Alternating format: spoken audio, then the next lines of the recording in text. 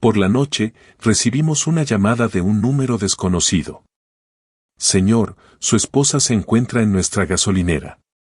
Tiene frío, está agotada y tiene moretones. Se me heló la sangre. Se suponía que Beatrice estaba a salvo con mi hija y mi yerno, pero ¿dónde estaban? La habían abandonado en el desierto y habían huido. Conduje 480 kilómetros para recogerla, y ahora pagarán con creces, porque la justicia no perdona la traición a los seres queridos. Antes de continuar, suscríbanse al canal y escriban en los comentarios qué hora es en su ubicación. La vibración del teléfono me despertó a las 2:37 de la madrugada. Busqué a tientas en la mesita de noche, tirando mis gafas de lectura y entrecerrando los ojos ante el intenso brillo de la pantalla. Número desconocido. Prefijo de Nevada. Sí. Mi voz sonó ronca, desorientada. Señor. ¿Señor Russell? Conseguí su número de la señora de aquí. ¿Su esposa? Dice que se llama Beatrice Russell, ¿y usted es su marido? La voz era joven, nerviosa, masculina. Me incorporé demasiado rápido, con la sangre zumbando en mis oídos. Sí, soy Ivory Russell. Beatrice es mi esposa. ¿Qué está pasando? ¿Es esto una broma? No, señor, no es ninguna broma. Está aquí, en Desert Stop, cerca de Beatty. Lleva aquí desde ayer por la mañana. Sola. Señor, tiene moretones en la cara. No me cuenta mucho, pero está asustada y tiene frío, y al final me dio su número. Las palabras resonaron como golpes. Beatrice debería estar en el Parque Nacional del Valle de la Muerte con nuestra hija Loretta y nuestro yerno Oscar. A salvo. A 300 millas de Beatty, y se fueron hace 3 días. ¿Dónde está mi hija? ¿Dónde está Oscar? Viajaban juntos. La pausa se prolongó demasiado. Señor, aquí no hay nadie más que ella. Ha estado sola todo este tiempo. Yo ya me estaba moviendo, quitándome la manta de encima, sintiendo el frío suelo bajo mis pies. 41 años de matrimonio, y conocía los ritmos de Beatrice como la palma de mi mano. Ella no estaría sola en una gasolinera, no por voluntad propia. Voy para allá. Dame la dirección. Me vestí con la ropa de ayer, aún colgando de la silla, con las manos temblando mientras revisaba la cartera. Licencia de conducir, tarjetas de crédito, efectivo. Todo automático, mientras mi mente repasaba a toda velocidad las posibilidades, cada una peor que la anterior. En la cocina, sin pensarlo, agarré agua y barritas de proteínas. Viejos hábitos de fiscal que vuelven a aflorar. Hay que estar preparado. Mantente funcional. La nota que empecé a escribir, cuando fui a buscar a Beatrice, la arrugué y la tiré a la basura. Aquí vivía nadie más. Nadie a quien contárselo. Intenté llamar a Loretta mientras salía marcha atrás del garaje, pero me saltó el contestador. No dejé ningún mensaje. Lo intenté de nuevo, 30 kilómetros más adelante en la autopista 95. El mismo resultado. Apreté la mandíbula con tanta fuerza que me dolían los dientes. La carretera del desierto se extendía negra e interminable bajo mis faros. Aceleré hasta 85, luego hasta 90. Ningún otro coche. Solo yo en la oscuridad y los terribles cálculos aritméticos que se desarrollaban en mi cabeza. 3 días desde la cena familiar en la que Oscar sacó aquella carpeta de Manila. Solo quería mostrarles a ambos esta información sobre el seguro de viaje, para asegurarnos de que todos estén protegidos. La forma en que él no dejaba de rellenar la copa de vino de Beatrice. Como Loretta había insistido, mamá tiene que venir ahora mismo, aprovechando que tenemos tiempo libre del trabajo. Detalles que antes había descartado ahora cobraban forma, como pruebas en un juicio. El patrón emergía. Deliberado. Calculado. El desierto se detuvo de repente. Luces fluorescentes cegadoras iluminaron la oscuridad. Entré al estacionamiento demasiado rápido, con los neumáticos chirriando. Y allí estaba ella. Beatriz estaba sentada en un banco de metal afuera de la tienda. Envuelto en una manta de empleado, su cabello caía en mechones enmarañados alrededor de su rostro. Su ropa, el elegante atuendo de viaje que había lucido con tanto orgullo, estaba arrugada y sucia. Pero fueron los moretones los que me dejaron sin aliento. Manchas oscuras en la parte superior de los brazos. Una sombra púrpura que se extiende por su pómulo izquierdo. Marcas de agarre. Alguien la había agarrado con fuerza. Al verme acercarme, levantó la vista y la expresión de su rostro me destrozó el pecho. No sentí alivio, sino vergüenza. Me arrodillé lentamente frente a ella, observándolo todo con ojos entrenados. Cada moretón, cada temblor. La forma en que se encogía sobre sí misma, haciéndose más pequeña. Ve, ya estoy aquí. Esperé. Su voz salió quebrada, apenas audible.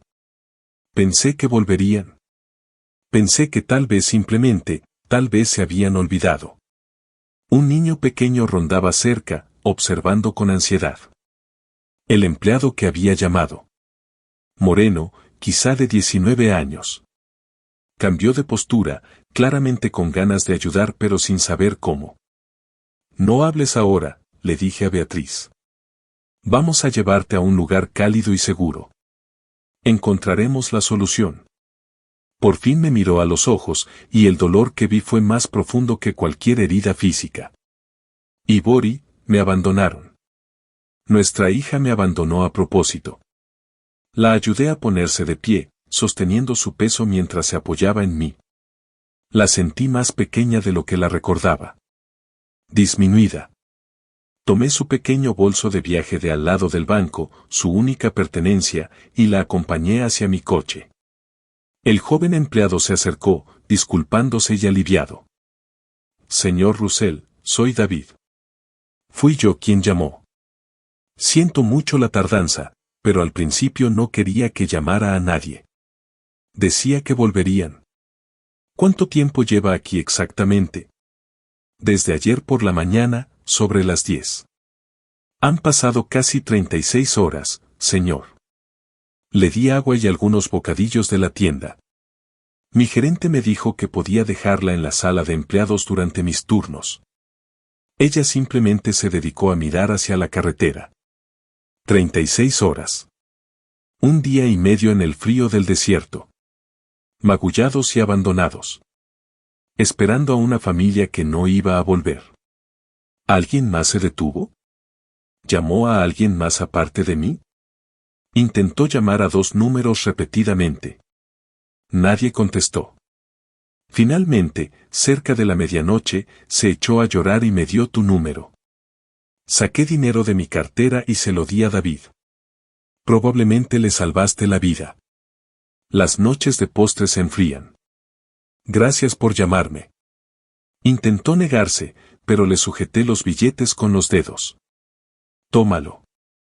Hiciste lo correcto cuando mi propia familia no lo hizo. Acomodé a Beatriz en el asiento del copiloto y rodeé el coche hasta el lado del conductor. Mi instinto de fiscal ya estaba en marcha, organizando los hechos en patrones, identificando lo que necesitaba saber y lo que necesitaba hacer. 40 años en la fiscalía me enseñaron a detectar conspiraciones. Esto no fue un impulso ni un accidente. Alguien lo había planeado. Alguien había herido a mi esposa deliberadamente y alguien iba a pagar. El motel Desert Rose estaba a 10 minutos de allí. Un edificio bajo, pintado de rosa descolorido, con un letrero de «Habitaciones disponibles», parpadeante. Llegué a la oficina mientras Beatriz esperaba en el coche, aún envuelta en la manta de la gasolinera. El recepcionista nocturno apenas levantó la vista cuando pagué la habitación en efectivo. Los extractos bancarios a la izquierda. Los registros de la tarjeta de crédito que había impreso antes de ir a buscar a Beatrice. En el centro coloqué las fotos que había tomado de los documentos fraudulentos del poder notarial. Mientras Beatrice se duchaba en el motel, los guardó en su bolso, incapaz de deshacerse de ellos. Ahora los estudiaba con ojo crítico. El lenguaje era sofisticado. Terminología profesional. Formato adecuado. Pero el problema de fondo era la pura depredación. Cláusulas sobre incapacidad mental o física, sin fundamento médico alguno. Amplios poderes sobre las cuentas financieras. Las cláusulas de transferencia de activos están ocultas entre densos párrafos. Quien redactó esto sabía perfectamente lo que hacía, crear algo que pareciera lo suficientemente legítimo como para engañar a una persona mayor, pero que cualquier abogado detectaría inmediatamente como fraudulento. Contaban con que Beatrice no tuviera tiempo de consultar con un abogado. Confiaban en su confianza. Fotografié cada página, hice copias y subrayé en amarillo las secciones más problemáticas. Luego accedí a nuestras cuentas bancarias. El patrón se hizo evidente en cuestión de minutos, pequeñas transferencias a la cuenta conjunta de Oscar y Loretta. Siempre un poco menos de $2,000. Uno cada pocas semanas.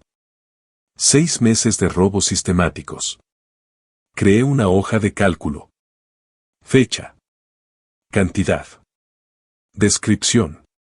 Las transacciones no autorizadas están resaltadas en rojo. El total me dejó temblando. $15,000. Esa noche sonó mi teléfono. Era el número de Loretta. Activé la aplicación de grabación antes de contestar. La ley de consentimiento de una sola parte de Nevada significaba que podía grabar legalmente cualquier conversación en la que participara. Entonces puse el teléfono en altavoz. Papá. Y menos mal que contestaste. Su voz era artificialmente aguda. Teatral. No dije nada. Solo escuché. Algo terrible ha sucedido. Mamá desapareció del hotel. La hemos buscado por todas partes. Llamamos a la policía. Nosotros.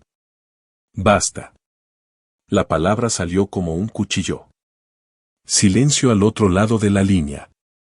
¿Qué? ¿Papá? Intento decírtelo. Tu madre está en casa. Conmigo. Conduje 300 millas en plena noche para recogerla en una gasolinera de Beatty. ¿Dónde la dejaste? 36 horas antes. El silencio se prolongó tanto que pensé que había colgado. Entonces se oyó otra voz. Oscar. Suave. Practicado. Ivori, ha habido un gran malentendido. Pensábamos que Beatriz estaba en el baño del hotel, y al no encontrarla, supusimos que había salido a dar un paseo. La buscamos por todas partes. Estábamos desesperados. Nosotros. Estás mintiendo. Ambos lo sabemos. Hablaremos de esto cara a cara. Pronto. Prepárense. Colgué. Inmediatamente transferí el archivo de audio a mi computadora y le asigné la fecha y la hora. Guardé 3 copias de seguridad. Durante los 2 días siguientes, trabajé metódicamente. Fotografió los moretones de Beatriz desde varios ángulos, usando una regla como referencia de tamaño. Recopiló los registros financieros. Creó una cronología de cada interacción con Oscar y Loretta durante los últimos 6 meses. Pequeñas cosas que en su momento pasé por alto ahora formaban un patrón. Las preguntas inusuales sobre nuestros bienes, el interés de Oscar en nuestra planificación patrimonial, la repentina atención de Loretta tras años de contacto mínimo. Al tercer día, llamé a Marcus Fleming. Habíamos trabajado juntos hacía 20 años, cuando ambos estábamos en la fiscalía. Marcus se había especializado en casos de maltrato a personas mayores antes de ejercer la abogacía de forma privada. Expuse los hechos con objetividad. Abandono. Intento de fraude. Transferencias financieras no autorizadas. ¿Lo has estado documentando?, preguntó Marcus. Todo. Informes médicos, fotografías, registros financieros, llamadas telefónicas grabadas. Ven a mi oficina mañana. Trae todo. No le conté a Beatriz sobre la cita. Ella estaba descansando. Recuperándose. No necesitaba saber todavía hasta dónde estaba dispuesto a llegar con esto. Esa noche, Óscar devolvió la llamada. Su voz era más dura ahora. Había perdido su encanto afable. Necesitamos hablar de esta situación con racionalidad. Claramente hay algunos malentendidos que deben aclararse. No hay ningún malentendido. Intentaste coaccionar a mi esposa para que firmara documentos fraudulentos. Cuando se negó, la abandonaste en el desierto. Esos son los hechos. Esa es tu interpretación. La nuestra es muy diferente. Entonces podrás explicar tu interpretación a la policía o a mí en persona, con Loretta presente. Una pausa. Se notaba el cálculo en su voz cuando volvió a hablar. Bien. ¿Cuándo y dónde? Ya te avisaré. Pronto. Colgué el teléfono y observé las pruebas esparcidas sobre mi escritorio. La historia se contaba por sí sola en documentos, fotografías y conversaciones grabadas. Irrefutable. Ahora solo necesitaba decidir cómo usarlo. La oficina de Marcus Fleming ocupaba el tercer piso de un edificio remodelado en el centro. Llegué a las 9 de la mañana siguiente con 2 carpetas acordeón llenas de documentación. Había envejecido desde la última vez que lo vi. Tenía más canas. Las arrugas alrededor de los ojos eran más profundas. Pero su apretón de manos fue firme y su atención intensa. Pasamos 3 horas repasando todo. Tomó notas. Hizo preguntas. A veces asintió con un gesto de sombría comprensión. Esto es sólido, dijo finalmente. Abuso de ancianos en Nevada. Estatuto revisado. 299, intento de fraude. Explotación financiera. La documentación médica por sí sola convencería a la mayoría de los fiscales. ¿Cuáles son mis opciones? Denuncias penales. Demanda civil. Orden de alejamiento. O bien, hizo una pausa, podrías ofrecerles una opción, restitución y separación definitiva o enjuiciamiento.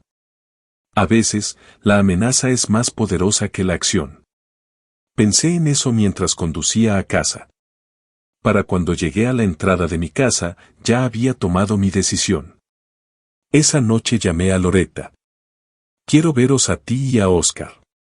Aquí en casa. El próximo sábado a las 2. Papá, no creo que sea buena idea. Trae a Rachel y a Tom. Deberían ver a sus abuelos. La mención de los niños cambió su tono de inmediato. La esperanza se apoderó de su voz. ¿De verdad? ¿Quieren ver a los niños? El sábado, a las 2. No llegues tarde. Llegó el sábado. Irónicamente, el día de San Valentín. Elegí la fecha deliberadamente.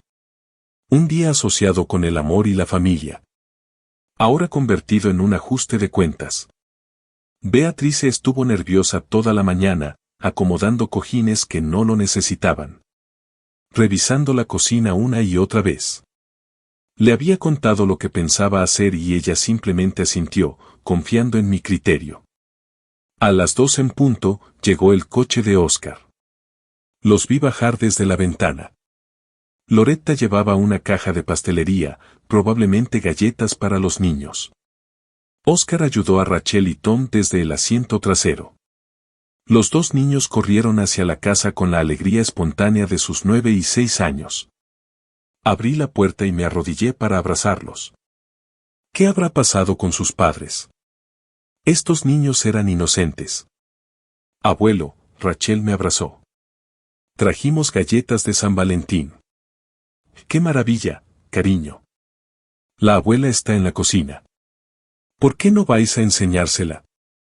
Los niños corrieron adentro. Loretta y Óscar la siguieron más despacio, con la tensión reflejada en sus hombros. Papá, empezó Loretta, pero levanté la mano.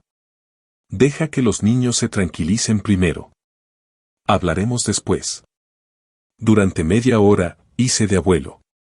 Admiré las galletas de San Valentín que habían decorado los niños. Dejé que Tom me enseñara su nuevo camión de juguete.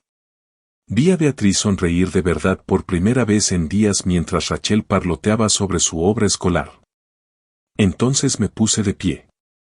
Rachel, Tom, ¿por qué no ven ese programa que les gusta en la habitación de invitados?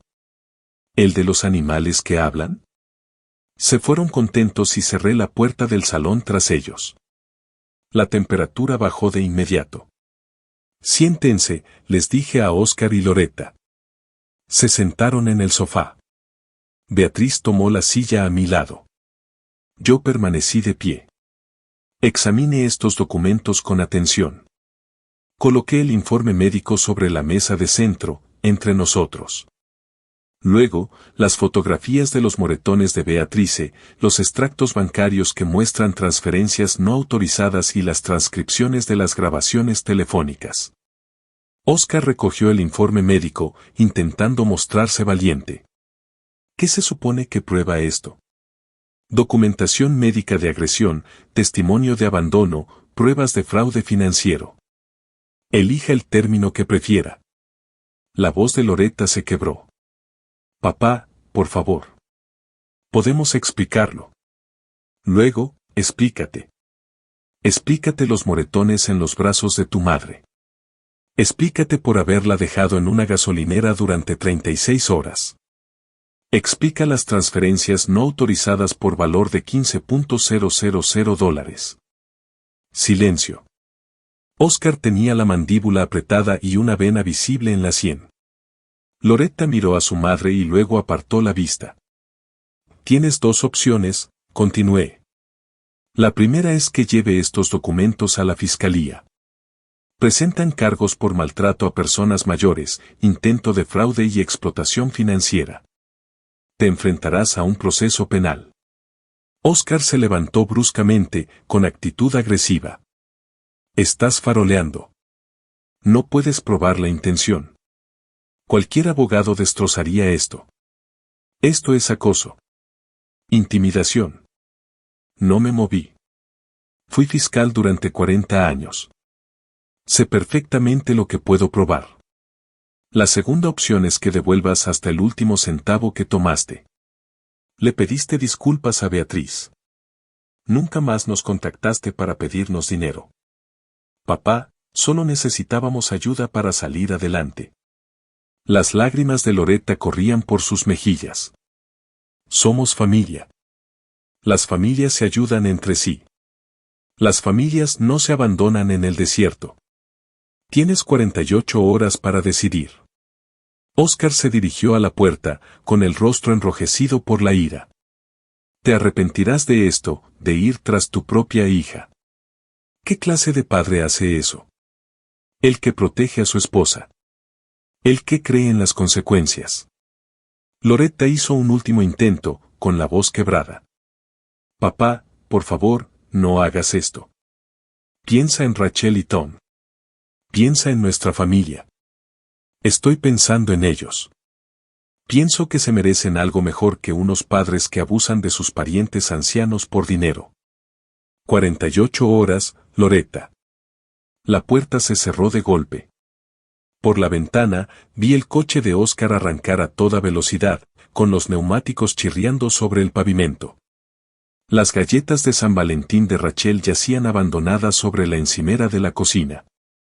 A mi lado, Beatrice lloraba en silencio. No por ella, sino por lo que habíamos perdido.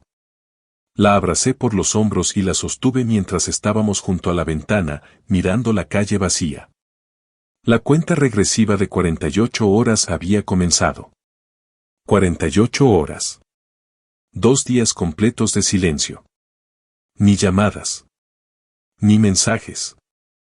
Ni un solo toque de disculpa en la puerta. Solo esperaba, mirando el teléfono como si fuera a explotar. Beatrice también lo revisaba compulsivamente, esperando ver el nombre de Loretta en la pantalla. No funcionó. Cuando el plazo expiró a las 2 en punto de la tarde del lunes, cogí el teléfono para llamar a Marcus. El timbre sonó antes de que pudiera marcar. Una joven estaba en mi porche con un sobre en la mano. Era una agente judicial. Ya la conocía. Eficiente. Neutral. Lo he hecho 1000 veces.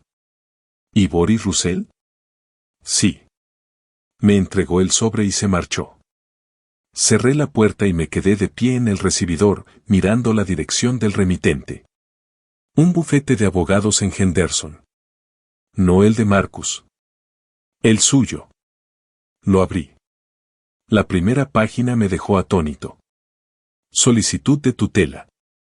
Loretta Russell Valdés, peticionaria, solicita la tutela legal de Boris Russell y Beatrice Russell, debido a su avanzada edad, capacidad mental disminuida e incapacidad para administrar sus asuntos personales. Beatrice apareció, me miró a la cara y palideció. ¿Qué sucede?, preguntó. Le entregué los papeles sin decir nada. La observé leer. Vi el preciso instante en que comprendió lo que nuestra hija había hecho. Su voz temblaba. ¿Está diciendo que somos incompetentes? ¿Que no podemos manejar nuestras propias vidas? ¿Está intentando apoderarse de todo lo que tenemos antes de que pueda tomar acciones legales contra ella? ¿Nuestra propia hija piensa que estamos seniles? ¿O está mintiendo sobre eso? Apreté la mandíbula con tanta fuerza que me dolieron los dientes. No está pensando en nada. Oscar piensa por ella. Esa es su estrategia, hacernos quedar como el problema y luego decir que nos protege. ¿Qué hacemos? Luchamos y ganamos. 30 minutos después, estaba en la oficina de Marcus. Leyó la solicitud de tutela, y su expresión se ensombreció con cada página. Esto es agresivo. Quien haya aconsejado esta estrategia es o un genio o un temerario. Apuesto por lo primero. ¿Qué opciones tenemos? Demostramos la capacidad, realizamos evaluaciones médicas, pruebas cognitivas, todo lo necesario. Solicitamos una orden de protección por el incidente de abandono e investigamos el caso. Todo. Finanzas, empleo, situación de vivienda. Pensé en Rachel y Tom, de 9 y 6 años, atrapados en medio de una guerra que no comprendían. Los nietos. Si esto sale mal, podrían quedar atrapados en el fuego cruzado. Marcus eligió sus palabras con cuidado. Existen sistemas diseñados para proteger a los niños. Sistemas de denuncia anónima. Si existen preocupaciones legítimas sobre su entorno doméstico. La implicación quedó en el aire entre nosotros. Entiendo. No estoy sugiriendo nada en concreto. Simplemente quiero señalar que el bienestar infantil siempre es una prioridad. Durante la semana siguiente, Beatrice y yo nos sometimos a evaluaciones médicas exhaustivas, pruebas de función cognitiva, memorización de listas de palabras, resolución de acertijos, rememoración de eventos recientes, exámenes físicos y evaluaciones psiquiátricas. La doctora que realizó mi evaluación cognitiva sonrió levemente cuando le recité la fecha, el nombre del presidente y la lista de palabras que me había pedido recordar 20 minutos antes. Su función cognitiva es excelente, señor Russell. Mejor que mucha gente que tiene la mitad de tu edad. Para que conste, no hay absolutamente ninguna evidencia de capacidad disminuida. ¿Lo pondrás por escrito? Ya estoy redactando el informe. Esa misma semana hice una llamada que jamás pensé que haría. Desde el estacionamiento de un supermercado a 32 kilómetros de casa, usando un celular prepago que había comprado en efectivo, llamé a Servicios de Protección Infantil. Hablé con calma sobre mi preocupación por mis nietos.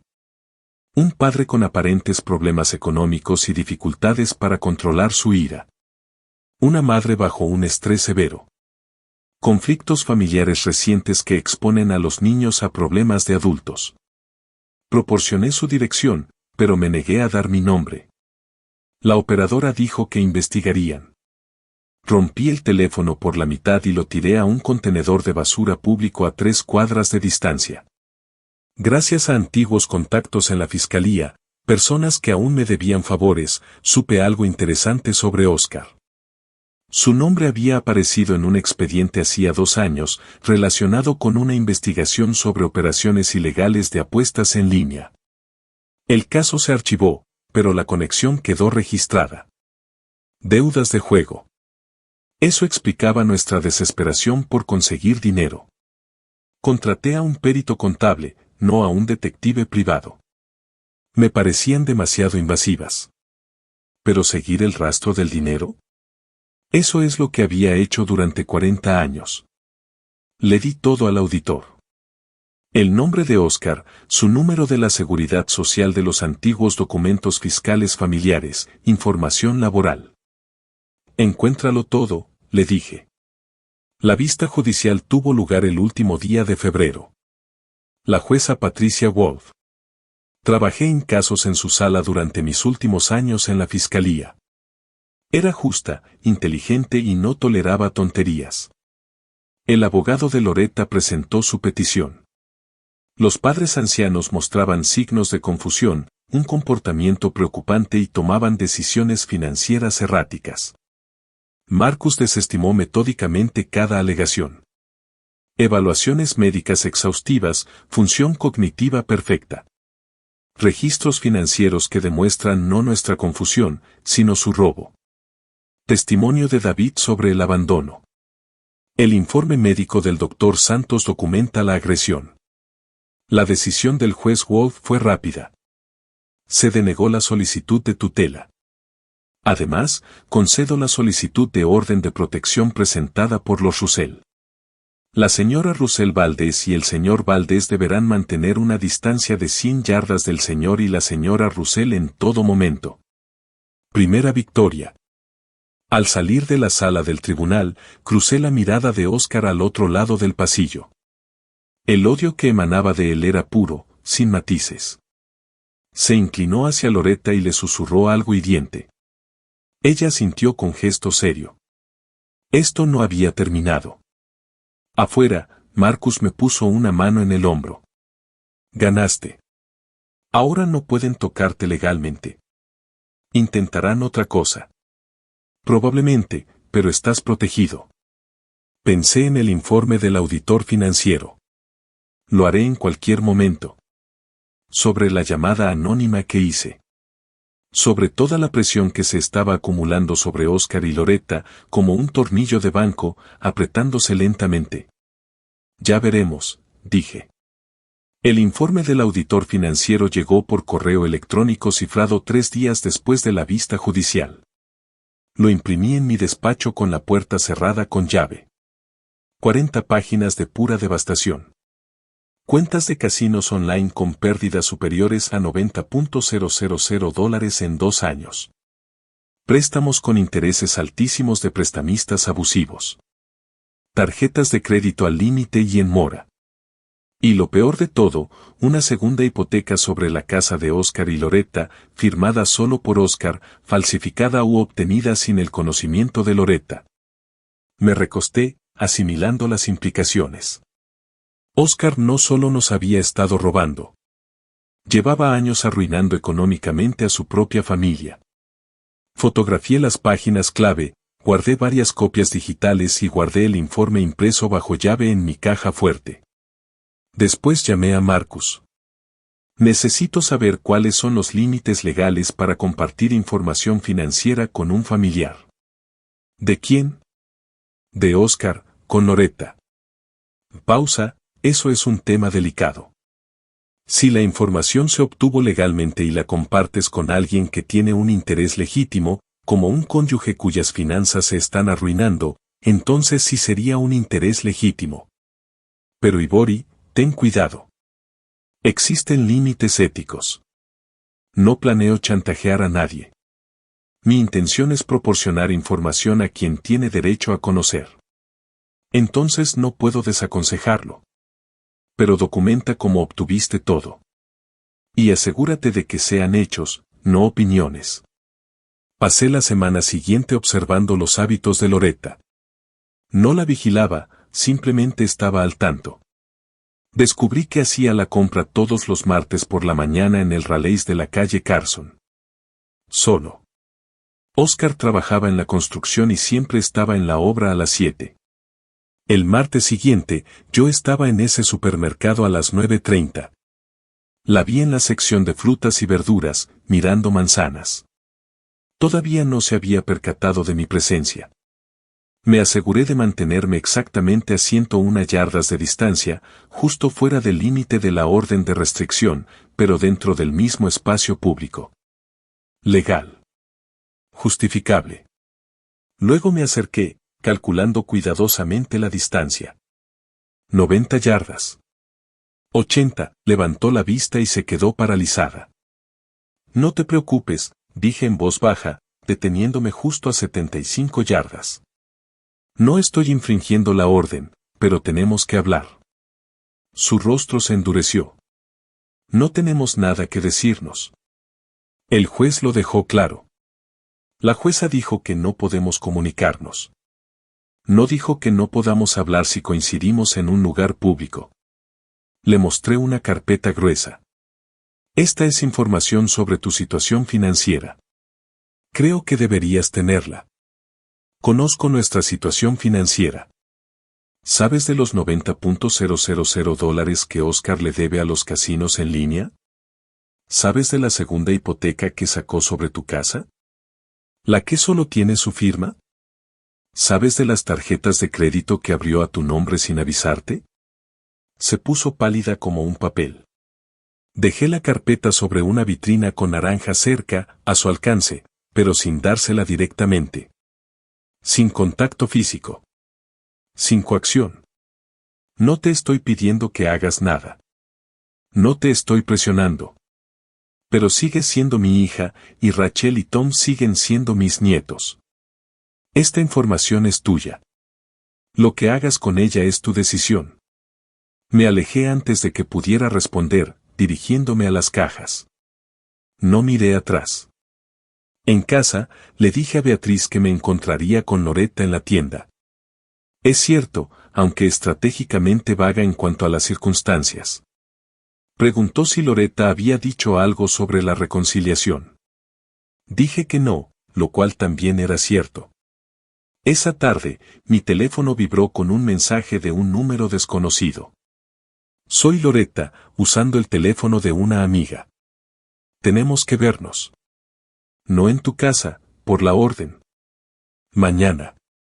Comic Coffee, en el centro, a las 14. Le mostré el mensaje a Beatriz.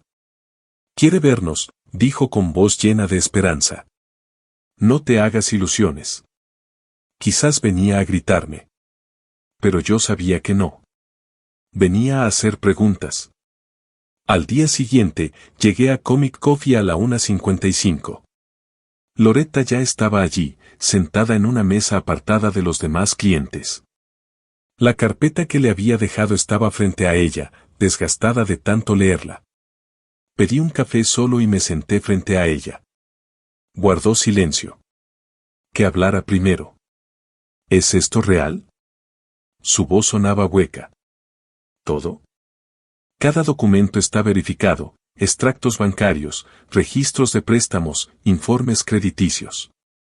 Todo obtenido legalmente a través de un perito contable. Puedes comprobarlo tú mismo. Llama a los acreedores. Revisa tu informe de crédito. ¿La casa? ¿La hipoteca? Mi firma no está. Lo sé. Eso es una falsificación. Eso es un fraude. Sí. Se cubrió la cara con las manos. Cuando levantó la vista, tenía los ojos rojos. ¿Desde cuándo lo sabes? Contraté al auditor después de que presentaras la solicitud de tutela. El informe llegó la semana pasada. ¿Por qué me dices esto? ¿Después de todo? La miré fijamente a los ojos. Porque sigues siendo mi hija. Y Rachel y Tom siguen siendo mis nietos. El problema es Oscar, no tú. Pero tienes que entenderlo bien. No sé qué hacer. Empieza por averiguar la verdad, luego protege a tus hijos. Lo demás vendrá después. Recogió la carpeta y se levantó de golpe. Necesito tiempo para pensar. Tómate todo el tiempo que necesites. Se marchó sin decir una palabra más. Me quedé allí sentado, terminando mi café, observándola por la ventana mientras subía a su coche. No arrancó de inmediato. Simplemente se quedó allí sentada, mirando fijamente la carpeta que tenía en el regazo. Finalmente, sacó su teléfono e hizo una llamada. Incluso desde dentro de la cafetería, pude ver cómo cambiaba su lenguaje corporal. Rígida, enfadada. Estaba llamando a Oscar, confrontándolo. Pagué mi café y caminé hacia mi auto.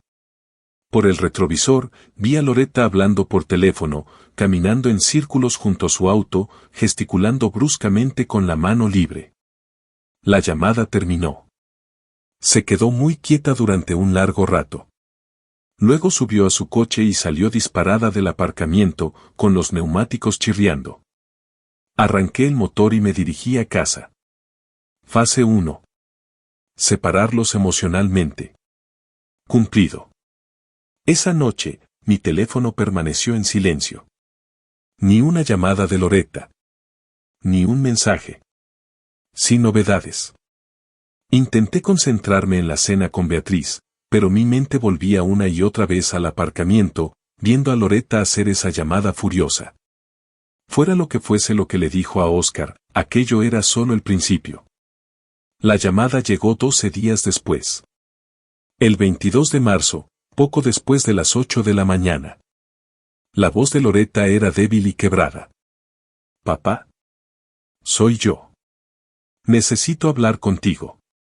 Caminé hasta mi oficina y cerré la puerta. «Te escucho. Tenías razón. En todo. El juego. Las deudas. Los documentos falsificados. Lo revisé todo. No lo sabía. Lo juro, no lo sabía». Las palabras salieron apresuradas, desesperadas. Pero no me ablandé. Tú no sabías nada de las deudas. Pero sabías que habías dejado a tu madre en una gasolinera. Sabías que tenía moretones. Sabías lo que habías hecho. Silencio. Luego llanto. Me dijo que ella nos estaba manipulando. Que ella arruinó los papeles a propósito para hacernos quedar mal. Le creí porque quería creer que éramos las víctimas, no los criminales. ¿Y ahora? Ahora veo lo que soy. Lo que hice. No espero perdón.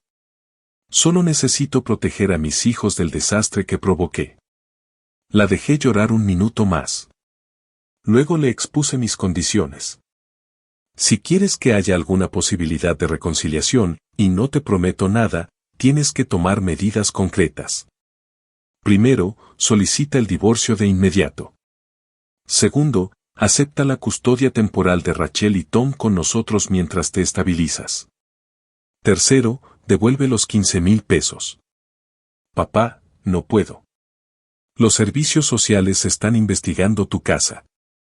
Si no actúas ahora, la decisión ya no estará en tus manos. El silencio se prolongó. Por fin, ¿cuánto tiempo tengo? 2 semanas, para los 3. ¿El dinero? Necesitaré tiempo para. Un plan de pagos es aceptable. Pero los papeles del divorcio deben presentarse en 2 semanas. No es negociable. Otra larga pausa. De acuerdo. Una cosa más. Cuando presente la denuncia, debe solicitar que se acrediten sus credenciales robadas. En cualquier caso, es una prueba. Lo dije de pasada, casi como si fuera una ocurrencia tardía. Pero conocía a Oscar. Los hombres desesperados toman decisiones desesperadas. Y si Oscar pensaba que se podía convencer o coaccionar al notario para que cambiara su testimonio, lo incluiré en la denuncia, dijo Loretta. Colgamos. Me quedé sentada en mi escritorio un buen rato, pensando en los próximos pasos, en las posibles contingencias, en cómo reaccionaría Oscar cuando la situación se volviera realmente insostenible. 2 semanas y un día después, el 5 de abril, Loretta solicitó el divorcio. Marcus me llamó esa tarde para contármelo. Alegó diferencias irreconciliables, solicitó la custodia completa con visitas supervisadas para Oscar y denunció la falsificación de la hipoteca para que se investigara. Los documentos se entregaron a Oscar en su lugar de trabajo hace una hora. ¿Cómo reaccionó? El camarero dijo que palideció, luego se puso rojo y salió del edificio sin decir palabra. Esa noche, me quedé mirando la calle desde la ventana de la cocina. Beatrice estaba arriba preparando la habitación de invitados para Rachel y Tom, tarareando suavemente mientras trabajaba.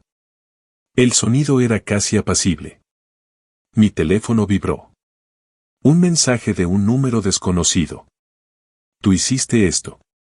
Tú destruiste a mi familia. Esto no ha terminado. Guardé el mensaje y se lo reenvié a Marcus con una nota, documentación para una posible prórroga de la orden de alejamiento. Después borré el número desconocido y subí a ayudar a Beatrice a hacer las camas. La siguiente fase ya estaba en marcha, y esta vez Oscar haría casi todo el trabajo él solo. Esa noche, mi teléfono permaneció en silencio. Ni una llamada de Loretta, ni un mensaje, ni ninguna novedad. Intenté concentrarme en la cena con Beatrice, pero mi mente volvía una y otra vez al aparcamiento, viendo a Loretta llamar furiosa a Oscar.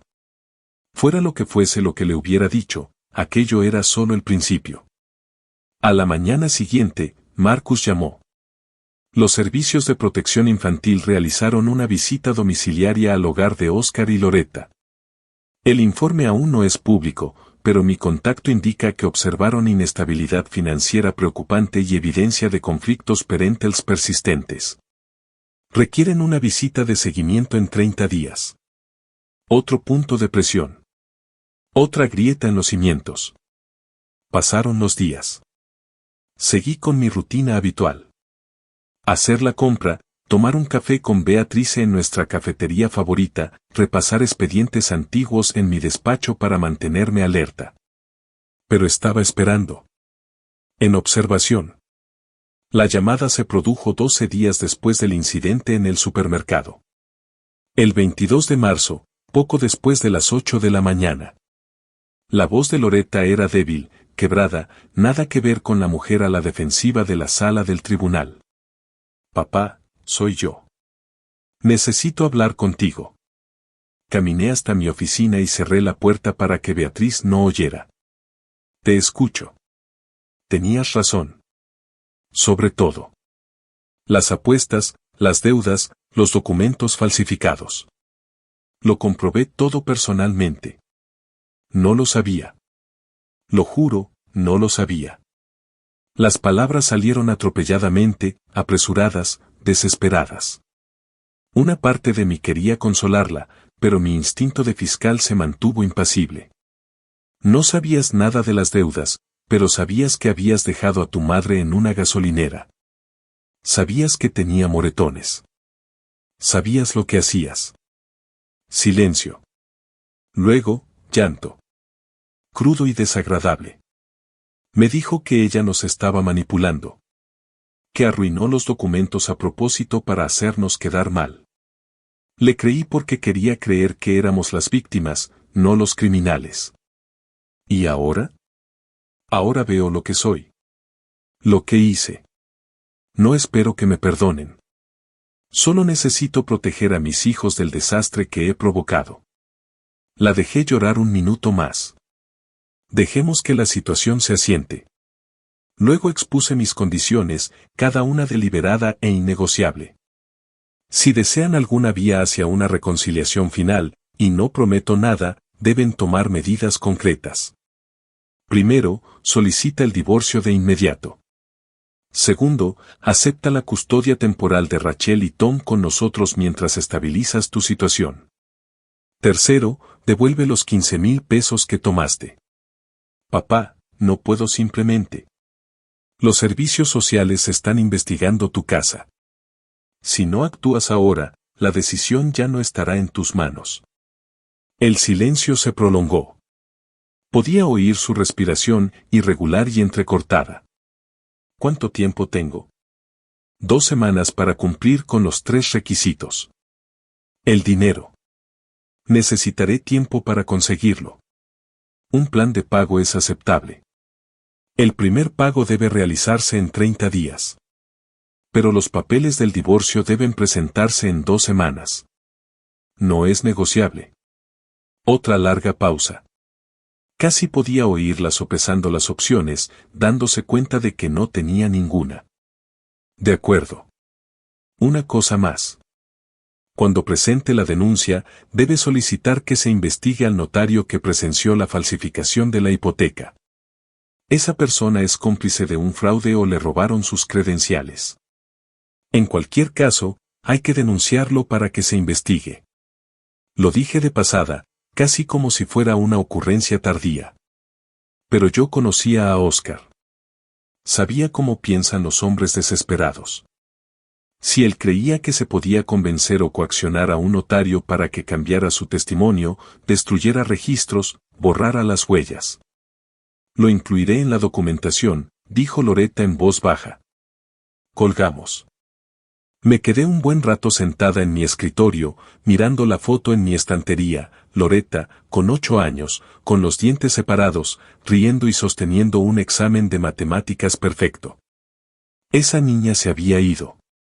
La mujer que había abandonado a su madre en el desierto había ocupado su lugar. Pero tal vez, con el tiempo, algo mejor pudiera surgir de las ruinas. 2 semanas y un día después, el 5 de abril, Loretta solicitó el divorcio en el juzgado de Henderson. Marcus me llamó esa misma tarde. Ya está hecho. Alegó diferencias irreconciliables, solicitó la custodia completa con visitas supervisadas para Oscar y señaló específicamente la falsificación de los documentos hipotecarios para que se investigaran. Los documentos se le entregaron a Oscar en su lugar de trabajo hace 1 hora. ¿Cómo reaccionó? El notificador dijo que palideció, luego leyó y se marchó. Le di las gracias a Marcus y colgué. Me acerqué a la ventana de la cocina y miré hacia la calle tranquila. Beatrice estaba arriba preparando la habitación de invitados para Rachel y Tom, tarareando suavemente mientras trabajaba. El sonido era casi apacible. Mi teléfono vibró, era un mensaje de un número desconocido. Tú hiciste esto. Tú destruiste a mi familia. Esto no ha terminado. Hice una captura de pantalla, se la envié a Marcus con una nota, documentación para una posible prórroga de la orden de alejamiento. Luego bloqueé el número y subí a ayudar a Beatrice a hacer las camas con sábanas limpias estampadas con estrellas y planetas. La siguiente fase ya estaba en marcha, y esta vez Oscar haría casi todo el trabajo él mismo. Oscar apareció en mi casa 6 días después de que le entregaran los papeles del divorcio. Eran casi las 12 de la noche cuando los faros de un coche iluminaron la ventana de nuestro dormitorio. Ya estaba despierto, instinto de fiscal. Oí el portazo del coche, pasos pesados en la acera. Los golpes en la puerta principal hicieron temblar el marco. Ivory, sé que estás ahí. No puedes esconderte de esto. Me puse la bata y bajé las escaleras. Beatriz apareció asustada en lo alto de las escaleras. Llama a la policía, le dije en voz baja. Violación de la orden de alejamiento.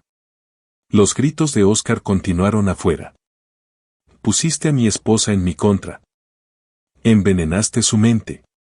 Querías llevarte todo. No abrí la puerta, me quedé en el recibidor, con el teléfono en la mano, esperando. La policía llegó en 7 minutos. Por la ventana vi 2 agentes acercarse a Oscar, que seguía de pie en mi porche, con el rostro enrojecido por la rabia. Lo arrestaron en el acto.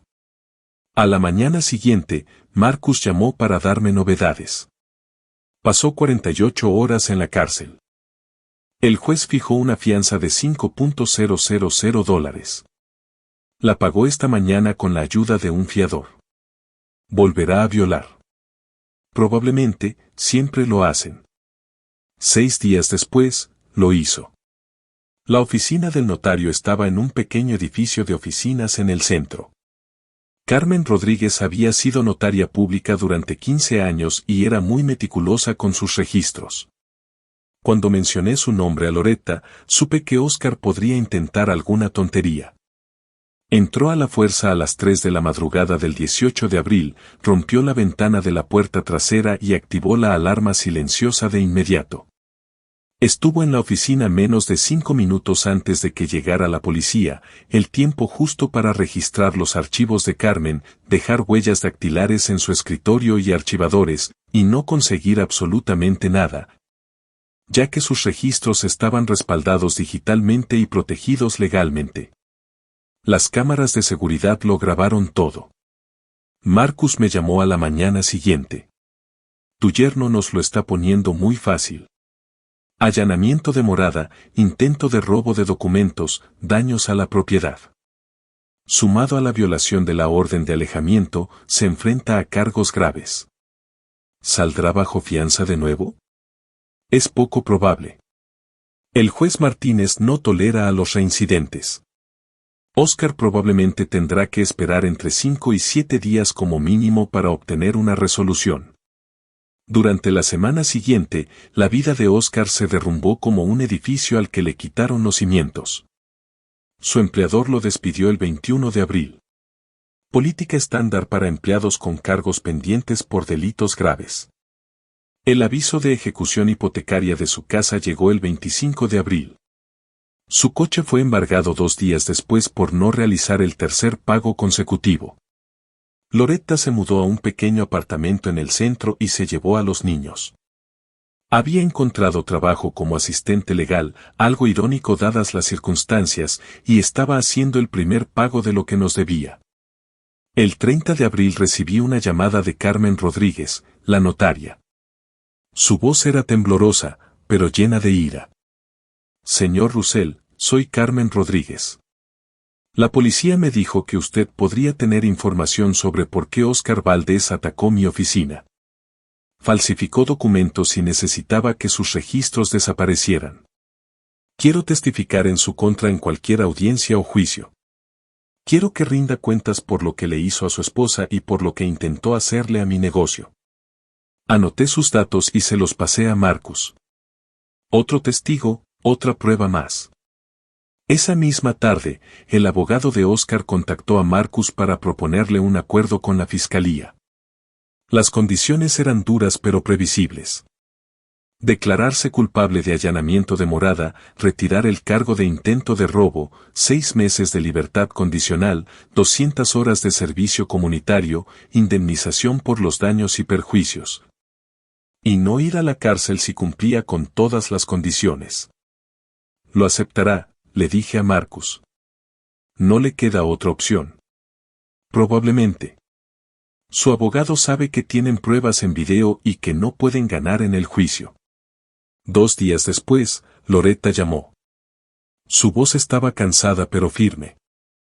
Papá, los niños quieren despedirse de Oscar antes de irse a vivir contigo y mamá este fin de semana. ¿Podemos reunirnos en algún lugar vigilado? ¿Dónde? En el parque del centro, el domingo al mediodía.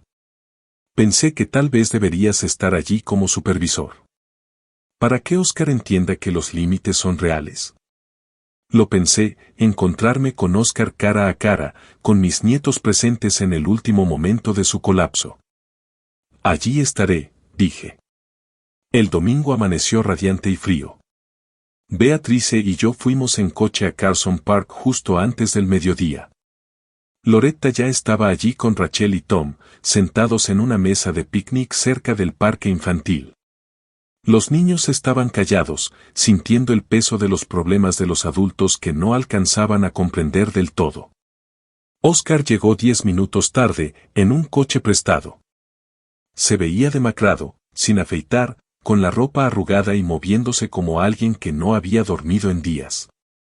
Se detuvo al verme junto a Loretta. Apretó la mandíbula.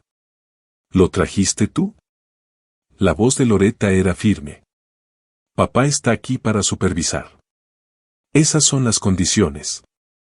Por un momento, pensé que Oscar se iría, pero entonces Rachel gritó, papá, y corrió hacia él, y las pocas fuerzas que le quedaban se esfumaron.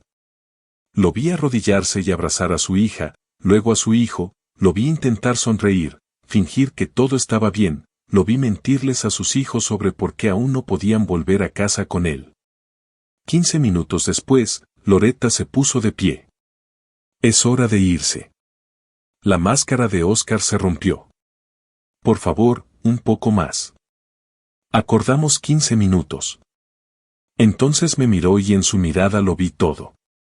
Odio, derrota, el reconocimiento de que se había destruido a sí mismo mucho más profundamente de lo que yo jamás podría haberlo hecho.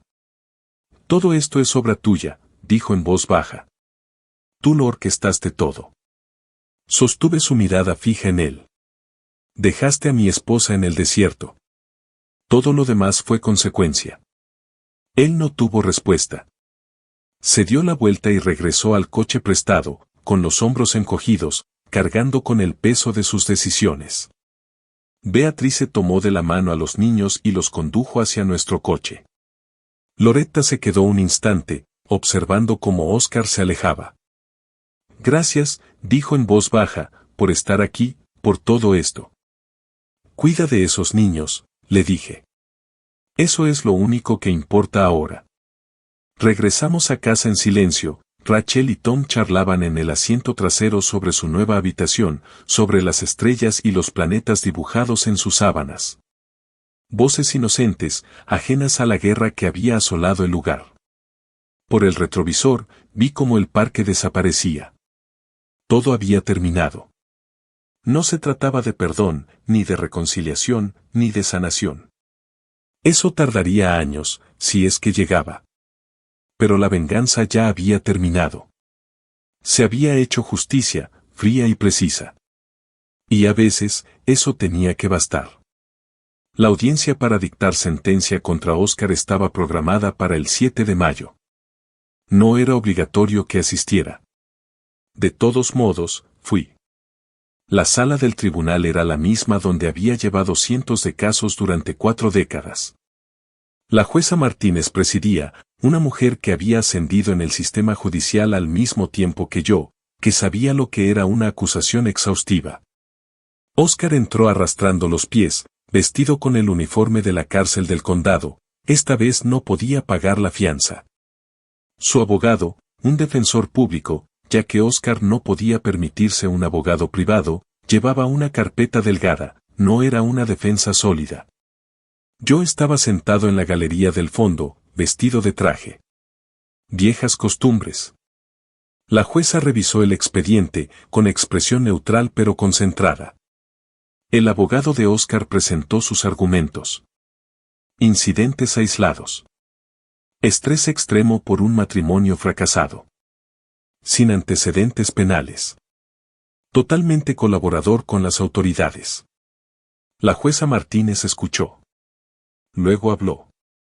Señor Valdés, he revisado su caso minuciosamente. Su abogado alega que se trató de un error puntual. Sin embargo, consta en autos que existe un patrón. Usted abandonó a una anciana en condiciones peligrosas. Usted violó una orden de alejamiento. Irrumpió en un despacho de abogados para robar documentos confidenciales. El defensor público lo intentó de nuevo. Señoría, mi cliente se encontraba bajo una gran presión debido a dificultades económicas. Muchas personas sufren estrés y dificultades económicas, pero no cometen delitos. El señor Valdés tomó decisiones. Decisiones sistemáticamente erróneas que pusieron en peligro a otros e infringieron la ley. Oscar habló por primera vez. Su voz sonaba hueca. Intentaba proteger los intereses de mi familia. Estaba desesperado. La desesperación no justifica la delincuencia. Le impongo 6 meses de libertad vigilada, 200 horas de servicio comunitario, la restitución íntegra de los daños y una orden de alejamiento permanente que le prohíbe cualquier contacto con la familia Roussel. Esto significa que no podrá tener ningún tipo de contacto, ni a través de intermediarios, ni a través de redes sociales, ni a través de sus hijos. Cualquier infracción conllevará encarcelamiento inmediato. ¿Entiende? Sí, señoría. Oscar me miró una vez cuando el alguacil lo dejó en libertad. Sostuve su mirada fijamente. Él apartó la vista primero. Una semana después, Loretta llamó. El divorcio es definitivo. 15 de mayo. Soy legalmente libre de él. No estaba contenta. Simplemente era libre. Esa misma semana, hice una llamada desde mi oficina cerrada con llave. La información laboral de Oscar, obtenida a través del registro público del proceso de divorcio, estaba sobre mi escritorio. Soy Susan Chen. ¿En qué puedo ayudarle? Señora Chen, mi nombre es Ivory Russell. Soy una fiscal jubilada de Carson City. Llamo en relación con uno de sus empleados, Oscar Valdés, del departamento de marketing. Su voz se tornó cautelosa. No puedo hablar de asuntos de empleados con terceros. Lo entiendo perfectamente. No estoy pidiendo información. Yo lo proporciono. El señor Valdés fue condenado recientemente por allanamiento de morada y tiene múltiples violaciones de órdenes de alejamiento en su historial. Además, tiene un historial documentado de ludopatía con más de $90,000 en deudas de casino. Pensé que su empresa debería estar al tanto, sobre todo si tiene acceso a sistemas financieros o cuentas de clientes. Un momento. ¿Puede proporcionar números de caso o documentación? Todo es de dominio público. Le proporcioné los números de caso, las fechas y las ubicaciones de los juzgados. Le agradezco que nos lo haya comunicado. Simplemente me aseguro de que las partes pertinentes cuenten con la información necesaria. Lo que hagas con ello es tu decisión. 3 días después, Marcus llamó. Oscar Valdés fue despedido ayer de Apex Marketing. Motivo oficial, infracción del código ético de la empresa. Entendido. Gracias. Caminé hacia la sala donde Beatrice estaba leyendo. Ya está. Ella levantó la vista, lo entendió de inmediato y asintió. No hubo celebración, solo un reconocimiento. La semana siguiente, me reuní con nuestro abogado especializado en sucesiones. Beatrice me acompañó con décadas de documentos financieros. Quiero reestructurar nuestro testamento y crear un fideicomiso para Rachel y Tom. El abogado tomó notas mientras le explicaba. Los bienes principales, la casa valorada en $680,000 y los ahorros de $320,000. Pasarían directamente a los nietos a través de un fideicomiso que se activaría cuando cumplieran 25 años. Loretta recibiría $50,000. No es mucho para su hija, observó el abogado.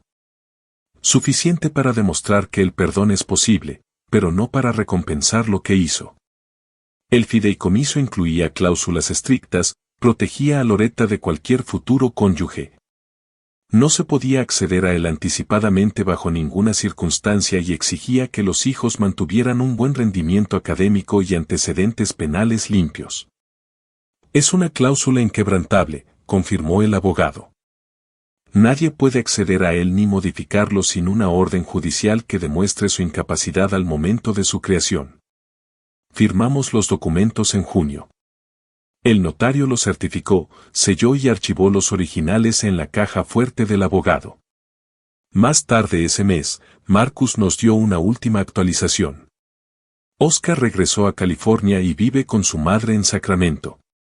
Trabaja a tiempo parcial en una tienda y apenas puede pagar la indemnización mínima que le ordenó el tribunal. Asimilé esta información. Antecedentes penales, sí.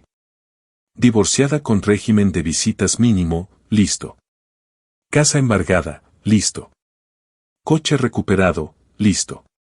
Despido laboral, comprobado. Crédito destruido, comprobado.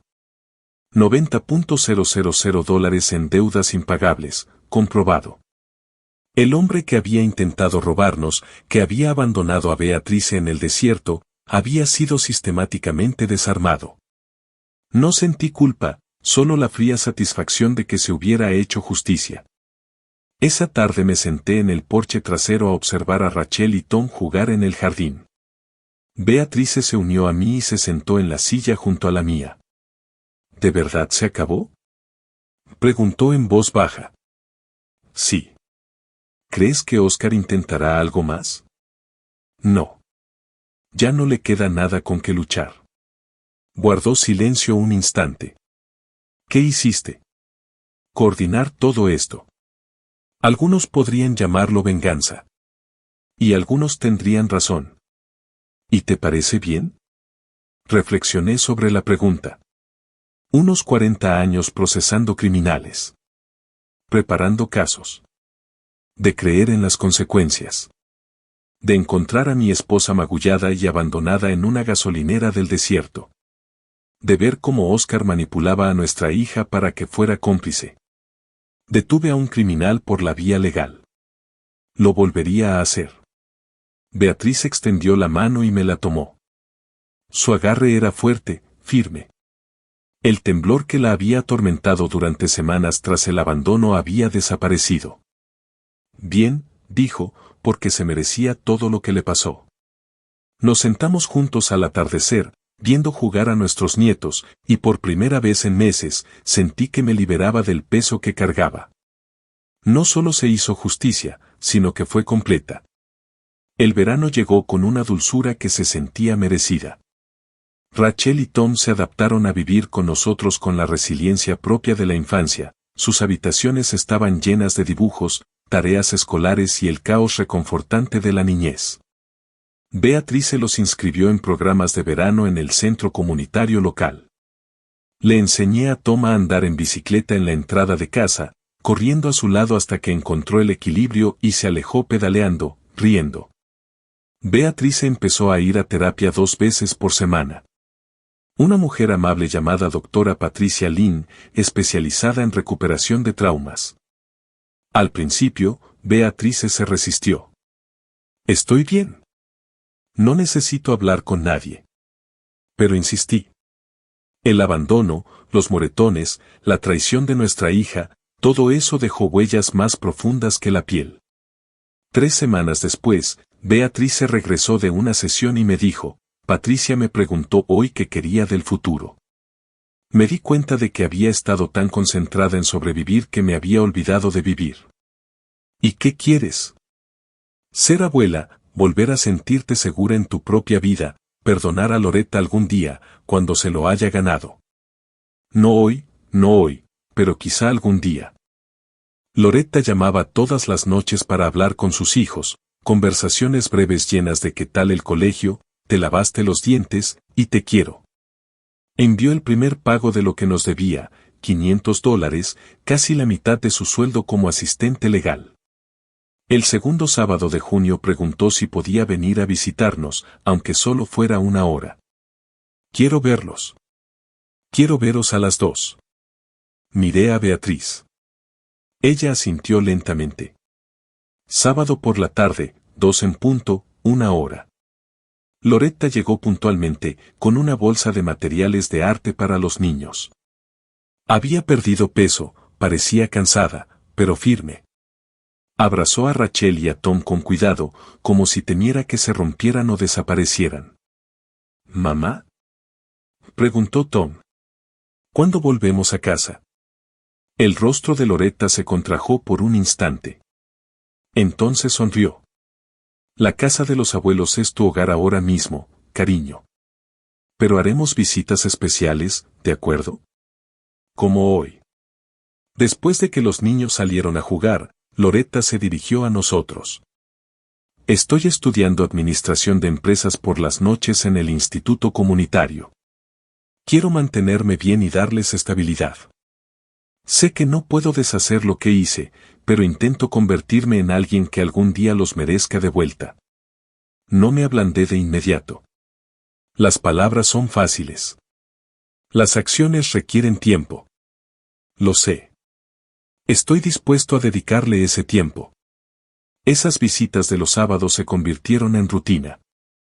Cada semana, a la misma hora, Loretta llegaba con algún pequeño regalo o actividad. Nunca pidió llevarse a los niños a ningún sitio a solas, nunca traspasó los límites, simplemente aparecía con regularidad, demostrando con su constancia que se podía confiar en ella. Oscar ejerció su derecho de visita supervisada mensual solo una vez, en junio, en un centro de Henderson con un supervisor designado por el tribunal. Según el informe que recibió Loretta, se sentó rígidamente frente a Rachel y Tom durante 30 minutos, hizo preguntas superficiales sobre la escuela y se marchó temprano alegando que tenía que trabajar. Nunca programó otra visita. En agosto celebramos nuestro 41º aniversario de boda. No había planeado nada elaborado. Los últimos meses habían sido bastante agotadores, pero Beatrice quería celebrarlo. Sobrevivimos, dijo sencillamente. Eso merece reconocimiento. Invitamos a Loretta a cenar. Llegó temprano para ayudar a cocinar, moviéndose por la cocina como si fuera de niña, sabiendo instintivamente dónde estaba todo. La noche transcurrió casi con normalidad. Rachel nos enseñó su boletín de notas, todos sobresalientes y notables. Tom hizo gala de su nueva habilidad para chasquear los dedos. Comimos lasaña, pan de ajo y el pastel de limón que Loretta había horneado. Después de cenar, cuando los niños ya estaban jugando en la sala y Loretta recogía los platos, Beatrice y yo salimos al porche. El sol se ponía, tiñendo el cielo de tonos dorados y rosados. 41 años, dijo Beatriz, a través de todo. A través de todo, repetí. ¿Crees que Loretta estará bien? ¿De verdad bien? Reflexioné sobre la pregunta, sobre mi hija, que había tomado decisiones terribles, pagado un precio terrible y se estaba reconstruyendo poco a poco. Creo que tiene una oportunidad, si sigue esforzándose, si sigue trabajando en ello. ¿Y nosotros? ¿Estamos bien? Miré a mi esposa, de 62 años, con moretones ya casi desaparecidos. Recuperé la fuerza. La mujer a la que había conducido 300 millas durante la noche para rescatar. La mujer que se había sentado a mi lado durante las investigaciones, las audiencias judiciales y la planificación estratégica. La mujer que había elegido sanar en lugar de quebrarse. Estamos más que bien, dije. Adentro, Loretta llamó. La cena está lista. Espera, acabamos de cenar. Me di cuenta de que se refería al postre. Vieja costumbre, llamarlo mal. Rachel y Tom corrieron hacia la casa, riéndose de algo que solo ellos entendían. Beatrice se puso de pie y me tiró de la mano. Vamos, comamos en familia. Me levanté, pero me detuve en la barandilla del porche, mirando el barrio. 41 años en esta casa. 40 años como fiscal antes de eso. Dediqué toda mi vida a buscar justicia, en los tribunales, mediante pruebas y por medios legales. Lo que le pasó a Oscar fue solo un caso más. Pero no era así. Era algo personal. Y los casos personales requerían soluciones completas. Oscar se había ido. No muerto, ni en prisión, simplemente desaparecido. Vivía una vida humilde en California. No representaba ninguna amenaza para nadie. Loretta estaba allí, reconstruyéndose y ganándose el perdón poco a poco. Beatrice se estaba recuperando. Los niños estaban a salvo. «Y Bori», gritó Beatriz desde la puerta. Me giré, vi a mi esposa a contraluz, iluminada por la cálida luz de la cocina, y oí las voces de mis nietos. Así es como se ve la justicia, pensé. No en juzgados ni sentencias. Esto. Familia. Seguridad. Sanación. Entré y Beatriz cerró la puerta tras nosotros. A través de la ventana, el columpio del porche se mecía suavemente con la brisa matutina. Vacío ahora, pero expectante. Mañana traería sus propios desafíos. Pero esta noche era simplemente una cena en familia. Risas alrededor de la mesa. Momentos cotidianos que parecían perdidos para siempre. Beatriz sacó la tarta de aniversario. 41 velas. En realidad, 4 en 1. Cantamos, desafinados pero alegres. Pedí un deseo. No por venganza ni justicia. Eso ya estaba hecho. Deseaba que la sanación continuara. Por el futuro de mis nietos. Por la paz de mi esposa. Apagué las velas. Todos aplaudieron. Y por primera vez desde aquella llamada a medianoche de una gasolinera hace 8 meses, sentí algo que casi había olvidado. Satisfacción. La venganza había terminado. La sanación apenas comenzaba. Y a veces ese equilibrio era precisamente lo que exigía la justicia. Si te gustó esta historia, dale me gusta a este video, suscríbete al canal y comparte tus impresiones en los comentarios.